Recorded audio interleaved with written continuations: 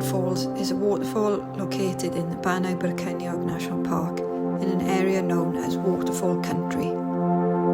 The waterfall is located on National Trust land and has a dedicated free car park not far from the town of Neath. The waterfall is easy to reach from the car park via a short walk down a steep track into the valley, crossing over the river and then heading back upstream.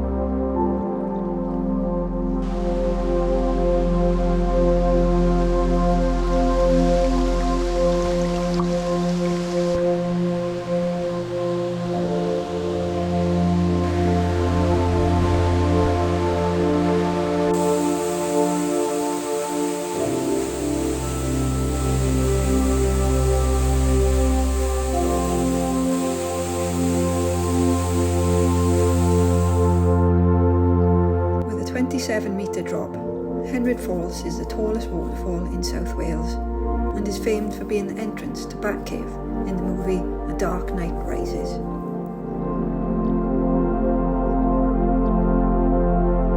Sadly, there is no Batcave behind Henrhyd, but it is one of several waterfalls in the area that you can walk behind.